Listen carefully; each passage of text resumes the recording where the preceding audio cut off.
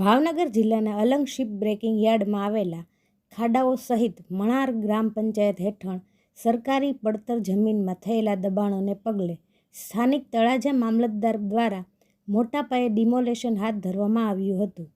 જોકે તળાજા મામલતદાર પોલીસ કાફલા સાથે દબાણ હટાવવા પહોંચ્યા હતા.